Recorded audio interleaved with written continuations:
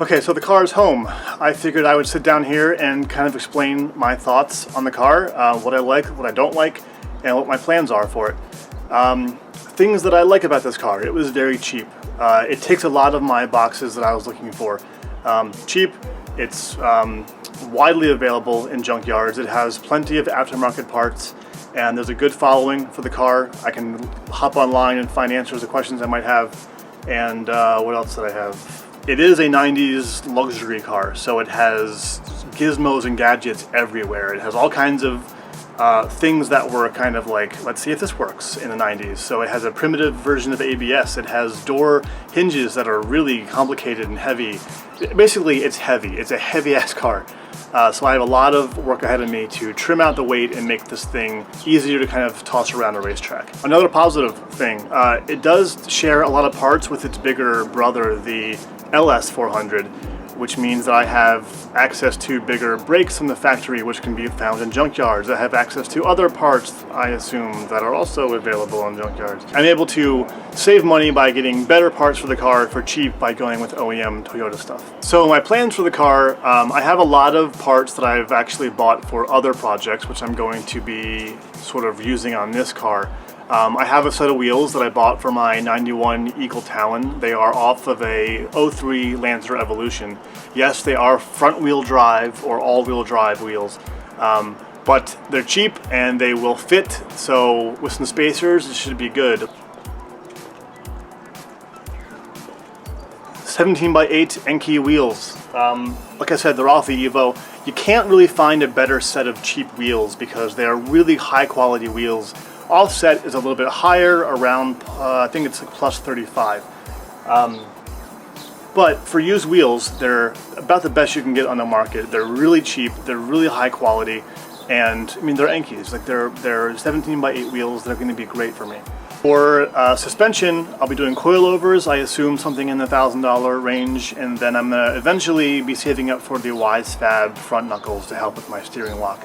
I'm pumped about that. Okay, so let's talk powertrain. The 1UZ FE in here is an amazing engine. It's a 4-liter all aluminum V8. It's a badass engine. It revs to the moon. It's amazing. However, there are very few options to have a manual transmission adapted to that in the US. There are Toyota-based transmissions like the W58 or the R154 out of the Supras that will adapt to the 1UZ. I already have a transmission that I'm going to be using, and that transmission does not adapt easily to the 1UZ, which means I might have to say goodbye to this engine and put something new in. Okay, so here's the engine I have, which will be going into the SC300. This is a 4.8 liter LS truck motor from an 04 Silverado. So this has 48,000 miles on it. It has an LS2 intake manifold right there, and F-body water pump, and aside from having this little truck oil filler, it's pretty much ready to go. So that's the engine. The transmission is over in this box under this stuff. Okay, so this is the transmission. It's a Magnum T56. I bought this for the orange car and ended up not using it. I'm going to go with the automatic in that car, so I had it kind of sitting around, which is part of the reason why I wanted to buy a car to build into a drift car. So I'm pumped for this transmission. It has a QuickTime bell housing as well as a full clutch kit. Everything's ready to go. I just need to mate it to this to drop into that. So that's the plan. Okay, so that's my plan. I think it's a good one. LS in, 1UZ out, 6-speed in, automatic out, and then weld the diff, coilovers, and go racing. So let's get started. So here we are inside the car. It's gross. It's really gross. There's not a single panel in this entire car that I think can be reused.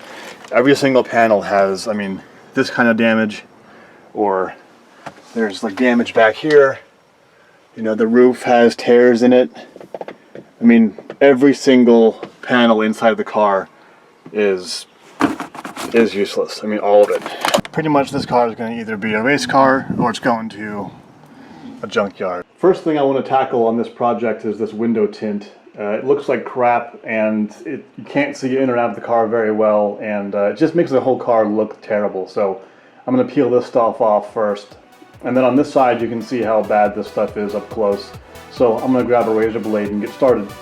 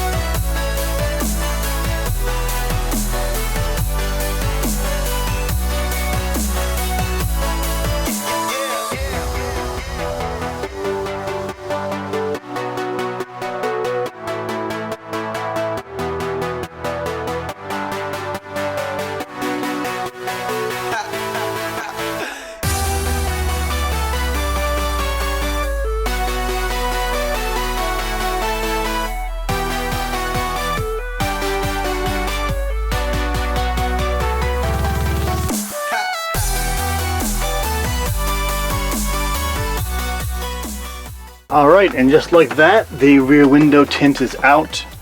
It is nice and clean, and you can see my busted ass Bricklin back there. So here's the result. It's a mess. It's everywhere. It's in my hair, it's in my fingers. It's everywhere. But I can see so much better out there. It's great. I mean, you can kind of see where I cleaned the dirt away, how much easier it is to see outside the car. You can see I have my driver and passenger side windows clean of tint. I still have to do the quarter panel windows here, but you know, that'll be for later. I really wanted to get this main one out of the way, so there we go. All right, guys. So the tint is out, which I'm really happy about that because that was not fun working on that. My hands have just now started healing from that. Up next will be the interior coming out, which means the carpet, the insulation, headliner, that kind of stuff.